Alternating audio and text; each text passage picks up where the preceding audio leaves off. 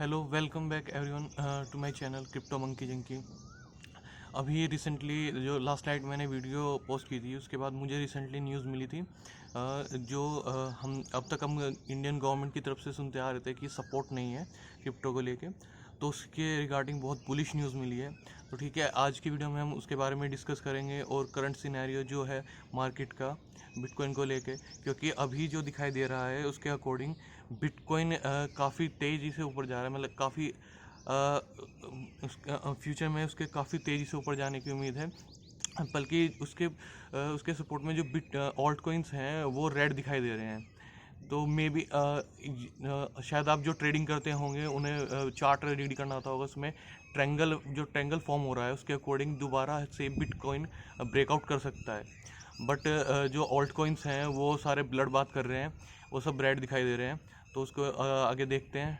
ठीक है, कंटिन्यू करते हैं। सो जो मेरे चैनल पे नए हैं, प्लीज़ शेयर कीजिए, सब्सक्राइब कीजिए, क्योंकि हमें इस कम्युनिटी को क्रिप्टो कम्युनिटी को इंडिया में बढ़ाना है।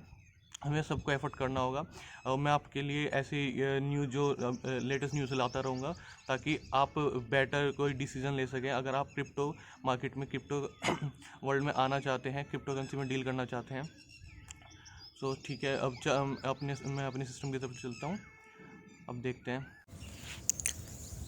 जैसे कि आप देख सकते हैं, अभी जिस न्यूज़ के बारे में बात कर रहा था इंडिया से related, after El Salvador India में be move to the classify bitcoin as an asset class.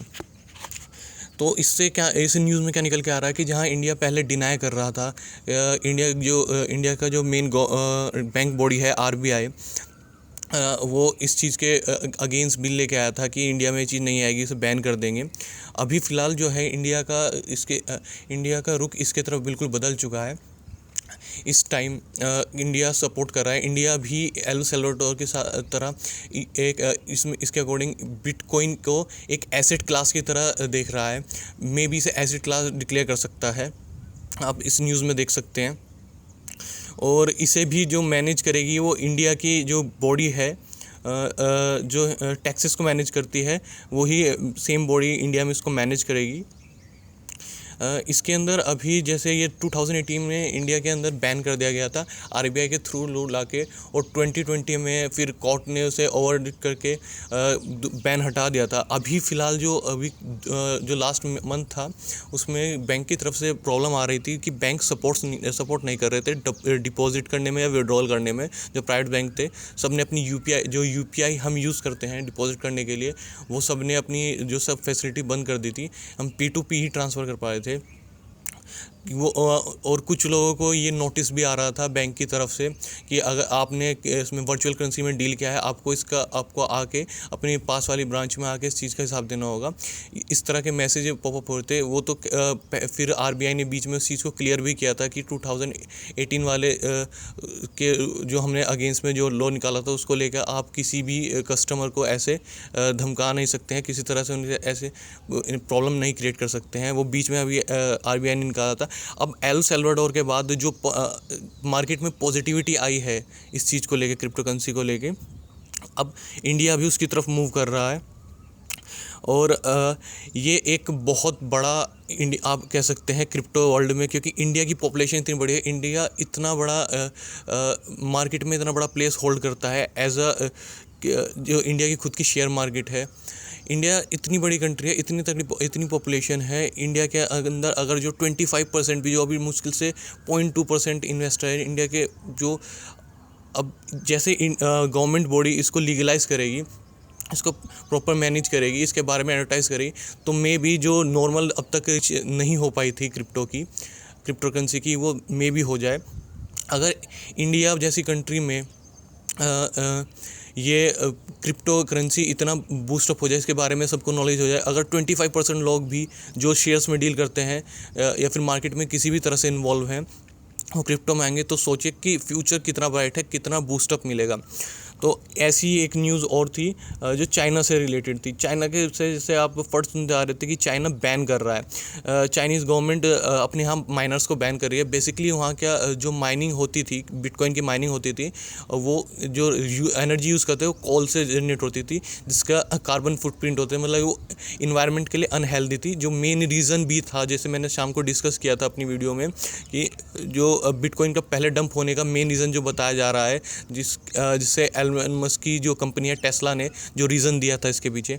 तो अब क्या हो रहा है कि जो चाइना के अंदर जो माइनर्स हैं वो मूव कर रहे हैं दूसरी कंट्री में, दूसरी लोकेशन ढूंढ रहे हैं जहाँ पे एल सल्वाडोर जैसी कंपनी, जहाँ पे जियो थर्मल एनर्जी का यूज़ करके माइनिंग की जा रही है, वो उनके लिए बेस्ट प्लेस हो सकती है। इससे क्या फ़ायदा, इससे और क्या फ़ायदा होगा? बेसिकली जो चाइना की मोनोपोली थी माइनिंग को लेके, क्योंकि सबसे ज़्यादा अब तक का सबसे ज़्यादा जो माइनिंग होती थी क्रिप्टो की, वो चाइना में होती थी। इसकी वजह से जो और कंट्री में जो हैश रेट था, एक्चुअली हैश रेट क्या होता है? हैश रेट आप ये समझ लीजिए कि अब अगर आप क्रिप्टो या बिटकॉइन माइन कर रहे हैं, तो आपका पर सेकंड पर कितना माइन हो रहा है, किस रेट से आपको चला है, जितना ज़्यादा आपका हैश रेट होता है उतना जल्दी ये माइन होता है। तो इससे क्या होगा, जैसे चाइना की जो मोनोपोली थी वो ख़त्म होगी धीरे धीरे, तो बाकी कंट्रीज़ में जहाँ माइनिंग होती है वहाँ पे हैश रेट इंक्रीज हो जाएगा, और चाइना से जैसे मूव आउट करेंगे माइनर्स बाहर, ये किसी ग्रीन एनर्जी के रिसर्च में।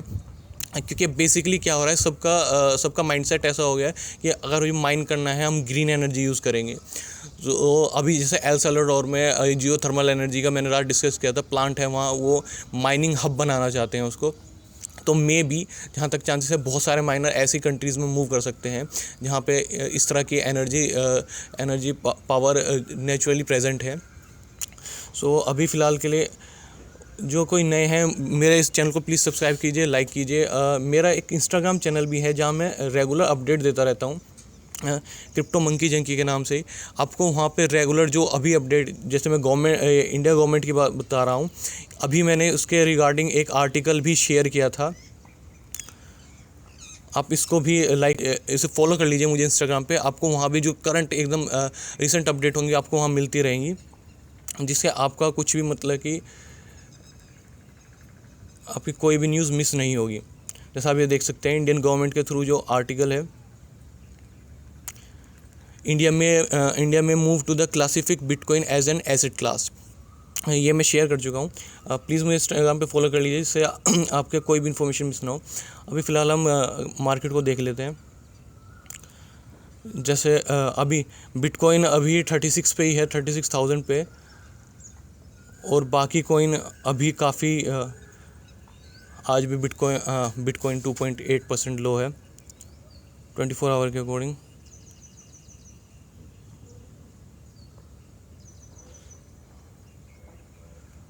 इथीरियम भी डाउन चल रहा है 6.68। जैसे मैं कह रहा था कि अभी जो ट्रायंगल पैटर्न है, जो मे बी जो ट्रेडिंग करते होंगे, चार्ट रीड करना जानते हैं, वो नोट करते होंगे। मैं आपके साथ आज इंस्टाग्राम पे शेयर कर दूंगा चार्ट टेक्निकल एनालिसिस का। हमें फिर से ट्रायंगल पैटर्न दिख रहा है। ट्रायंगल पैटर्न का मतलब या तो बूस्ट होने के बहुत चांसेस हैं बिटकॉइन के, लेकिन अभी क्या हो रहा है, हम देख रहे हैं कि बिटकॉइन तो अभी बूस्ट है, मतलब ठीक चल रहा है, लेकिन जो ऑल्ट कॉइन है वो रेड है।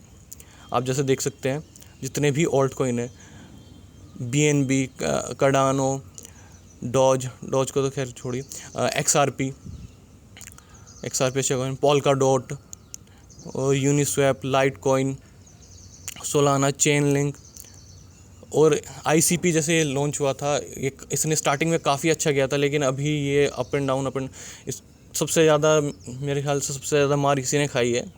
ये 45% डाउन है।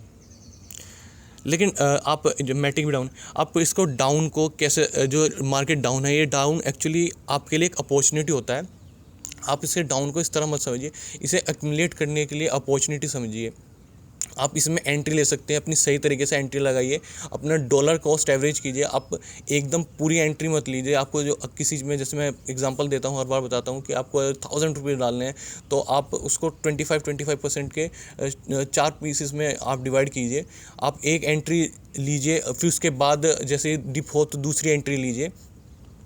ये मेन प्रोसेस होता है जिससे क्या नाम आप ज़्यादा बेटर से बेटर आप एंट्री ले सकते हैं। लेकिन अभी भी काफ़ी आपको डिस्काउंटेड वे में मिल रहा है, आप एंट्री ले सकते हैं। एक एंट्री अभी भी बनती है बिटकॉइन में, अगर डाउन जाता है तो फिर बाकी के ऑल्ट कॉइन में तो अभी काफ़ी अच्छा मतलब एंट्री लेने के लिए काफ़ी अच्छा पॉइंट्स है। वी चेन भी, जो वी चेन का वेट कॉइन है, ये बहुत अच्छा कॉइन है, मैं खुद इसको होल्ड करता हूँ, इसका फ्यूचर बहुत ब्राइट है, आप इसके बारे में सोच सकते हैं। मैं एक इन्फॉर्मेशन पहले दे दूं, जो मैं इन्फॉर्मेशन शेयर करता हूं ये किसी भी तरह की फाइनेंशियल एडवाइस नहीं है, ये मेरे व्यूज़, मेरे थॉट्स हैं क्रिप्टो करेंसी को लेकर। मैं सिर्फ ये शेयर इसलिए करता हूं ताकि आप बेटर डिसीजन ले सकें, अपने फ़ंड को बेटर मैनेज कर सकें। फ़ंड आपका है, पैसे आपके हैं, आपके हार्ड अर्न मनी है। प्लीज़ कहीं भी इन्वेस्ट करने से पहले उसको अच्छे से रिसर्च कीजिए। ओके, थैंक यू, फिर मिलते हैं नेक्स्ट वीडियो में, बाय।